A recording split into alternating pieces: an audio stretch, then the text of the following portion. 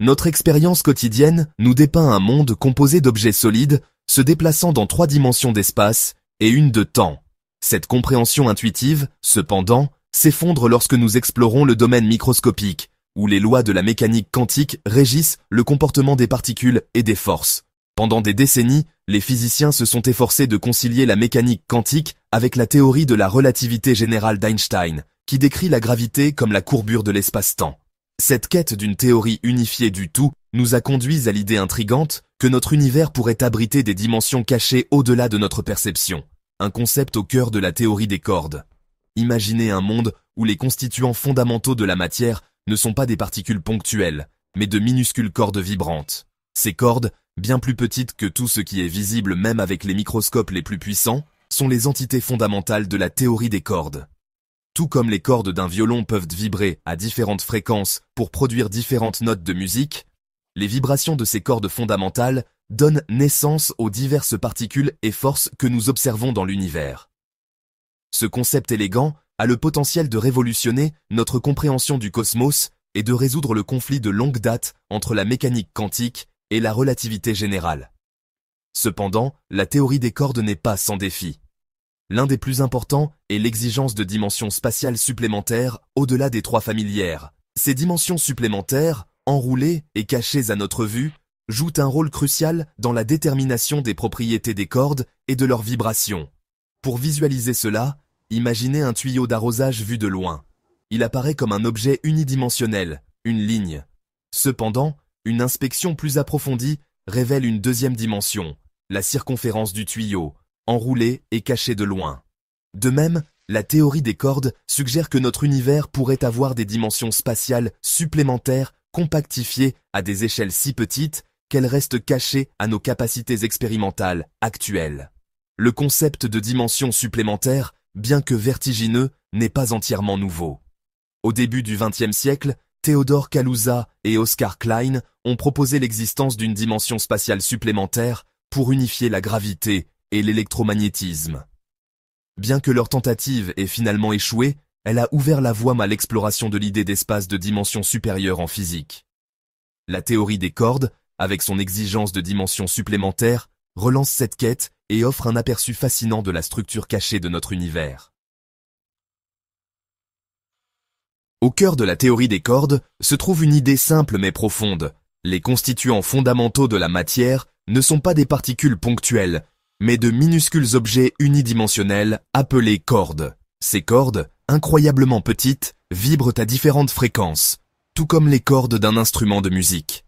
Tout comme une corde de violon produit différentes notes en fonction de sa vibration, différents modes de vibration des cordes fondamentales donnent naissance à différents types de particules.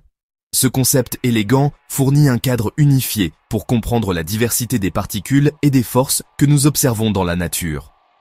La dynamique de ces cordes est régie par un cadre mathématique connu sous le nom d'action de Nambu-Goto, du nom des physiciens Yoichiro Nambu et Tetsuo Goto. Cette action décrit comment les cordes se déplacent et interagissent les unes avec les autres dans l'espace-temps. Imaginez une corde se propageant dans l'espace et le temps. En se déplaçant, elle balaie une surface bidimensionnelle, tout comme une ligne se déplaçant dans l'espace trace un plan. L'action de Nambu-Goto dicte que la corde choisira toujours le chemin qui minimise l'aire de cette surface. Ce principe de moindre action est un concept fondamental en physique, et il régit élégamment le comportement des cordes dans la théorie des cordes. Pour comprendre les implications de cette action, considérons une analogie simple. Imaginez un film de savon tendu sur un cadre métallique. Le film de savon adoptera naturellement la forme qui minimise sa surface. De même, une corde se propageant dans l'espace-temps suivra un chemin qui minimise l'aire de la surface qu'elle balaie. Ce principe de minimisation conduit à un ensemble d'équations du mouvement qui décrivent le comportement de la corde. Ces équations, dérivées de l'action de Nambu-Goto, sont très complexes et difficiles à résoudre analytiquement. Cependant, elles détiennent la clé pour comprendre le monde complexe de la théorie des cordes. Les vibrations de ces cordes ne sont pas arbitraires, mais sont quantifiées, ce qui signifie qu'elles ne peuvent se produire qu'à des fréquences discrètes spécifiques. Ces vibrations quantifiées correspondent à différents niveaux d'énergie de la corde. Tout comme un électron dans un atome ne peut occuper que des niveaux d'énergie spécifiques, les vibrations d'une corde sont également limitées à des états quantifiés spécifiques. Chacun de ces états quantifiés correspond à un type différent de particules, avec sa masse, sa charge et d'autres propriétés uniques. La quête d'une théorie unifiée de la physique a conduit à l'exploration de diverses symétries dans la nature. Les symétries, en physique, font référence à des transformations qui laissent les lois de la physique inchangées. Par exemple, les lois de la physique sont les mêmes, que vous réalisiez une expérience aujourd'hui ou demain. Il s'agit d'une symétrie par translation temporelle. De même, les lois sont les mêmes, que vous réalisiez une expérience à New York ou à Londres. Il s'agit d'une symétrie par translation spatiale.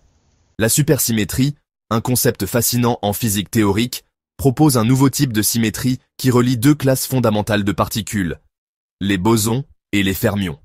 Dans le modèle standard de la physique des particules, les bosons sont des particules qui véhiculent les forces, telles que les photons, médiateurs de la force électromagnétique, et les gluons, médiateurs de la force forte. Les fermions, quant à eux, sont des particules qui constituent la matière, telles que les électrons et les quarks. La supersymétrie postule que pour chaque boson connu, il existe un partenaire supersymétrique correspondant qui est un fermion, et vice-versa. Ces partenaires supersymétriques, qui n'ont pas encore été observés expérimentalement, auraient des propriétés légèrement différentes de leurs homologues du modèle standard. L'introduction de la supersymétrie dans la théorie des cordes, conduisant à la théorie des supercordes, a des implications profondes. Premièrement, elle aide à maîtriser certaines des incohérences mathématiques qui affectent la théorie des cordes bosoniques, un précurseur de la théorie des supercordes. Deuxièmement, la supersymétrie fournit un cadre pour incorporer les fermions, les constituants de la matière, dans la structure de la théorie des cordes. Ceci est crucial car toute théorie aspirant à décrire l'univers doit rendre compte de l'existence de la matière et des forces. De plus, la supersymétrie offre une solution potentielle au problème de la hiérarchie, une énigme de la physique des particules liée à la grande différence de force entre la force faible et la gravité.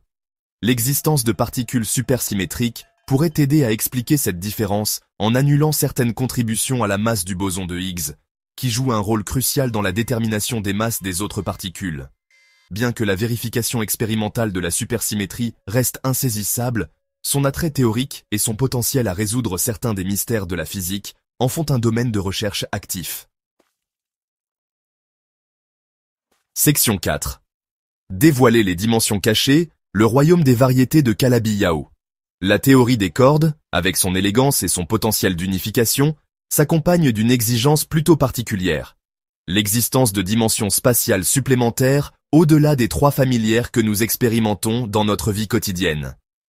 Ces dimensions supplémentaires, enroulées et cachées à notre perception, jouent un rôle crucial dans la détermination des propriétés des cordes et de leurs vibrations. L'un des aspects les plus intrigants de la théorie des cordes est l'exploration de ce à quoi pourraient ressembler ces dimensions cachées et comment elles influencent la physique que nous observons. Parmi les différents cadres mathématiques utilisés pour décrire ces dimensions supplémentaires, les variétés de Calabi-Yau se distinguent comme étant parmi les candidats les plus prometteurs. Nommés, d'après les mathématiciens Eugenio Calabi et Xingtung Yau, ce sont des formes géométriques complexes à 6 dimensions aux propriétés uniques. Pour visualiser une variété de Calabi-Yau, imaginez une tapisserie complexe et finement tissée avec des plis, des torsions et des trous. Ces caractéristiques, projetées dans un espace de dimension supérieure, représentent la géométrie complexe d'une variété de Calabi-Yau. La forme et la topologie spécifique d'une variété de Calabi-Yau déterminent la façon dont les cordes peuvent vibrer à l'intérieur de ces limites. Tout comme la forme d'une peau de tambour influence les sons qu'elle peut produire, la géométrie d'une variété de Calabi-Yau dicte les modes de vibration possibles des cordes. Ces modes de vibration, à leur tour, déterminent les propriétés des particules et des forces dans notre monde quadridimensionnel. L'étude des variétés de Calabi-Yau a conduit à des découvertes remarquables sur le lien potentiel entre la théorie des cordes et les propriétés observées de notre univers. Le nombre de façons dont une corde peut vibrer à l'intérieur d'une variété de Calabi-Yau particulière correspond au nombre de familles de particules dans le modèle standard. De plus, la forme spécifique de la variété peut influencer les valeurs des constantes fondamentales, telles que les masses des particules et les intensités des forces. Section 5. La brisure de symétrie. Un univers de particules diverses. La symétrie joue un rôle fondamental dans notre compréhension de l'univers. Des motifs complexes des flocons de neige aux lois de la physique qui régissent le cosmos, la symétrie est tissée dans la trame de la réalité. Cependant, notre univers est aussi un témoignage de la brisure de symétrie. La diversité des particules et des forces que nous observons suggère que la symétrie parfaite de l'univers primordial, telle que prédite par de nombreux modèles théoriques, a été brisée, conduisant à la riche tapisserie du cosmos que nous voyons aujourd'hui. Dans le contexte de la théorie des cordes, la supersymétrie, bien qu'élégante mathématiquement, n'est pas directement observée dans notre univers. Cela implique que si la supersymétrie existe, elle doit être brisée à des échelles d'énergie accessibles à nos expériences actuelles. La brisure de la supersymétrie a des conséquences profondes sur le spectre des particules prédit par la théorie des cordes. Sans supersymétrie, les masses des particules partenaires supersymétriques ne seraient plus contraintes d'être égales à celles de leurs homologues du modèle standard. Cette brisure de symétrie pourrait expliquer pourquoi nous n'avons pas encore observé ces particules supersymétriques. Elles pourraient être beaucoup plus lourdes que leurs partenaires du modèle standard, ce qui les rend difficiles à produire dans les accélérateurs de particules. Le mécanisme de brisure de la supersymétrie reste un domaine de recherche actif dans la théorie des cordes. Une possibilité est que la brisure se produise dans les dimensions cachées de l'espace-temps, ces effets se propageant à notre monde quadridimensionnel. Une autre possibilité est que la brisure soit liée à des effets non perturbatifs dans la théorie des cordes, qui sont difficiles à calculer, mais pourraient détenir la clé pour comprendre cet aspect fondamental de la théorie. La brisure de la supersymétrie, bien que compliquant le tableau, est essentielle pour concilier la théorie des cordes avec l'univers observé. La diversité des particules et des forces que nous observons suggère que la symétrie originelle de l'univers primordial a été brisée, conduisant à la riche tapisserie du cosmos que nous voyons aujourd'hui. Comprendre le mécanisme précis de la brisure de la supersymétrie est crucial pour relier la théorie des cordes aux observations expérimentales et percer les mystères de notre univers.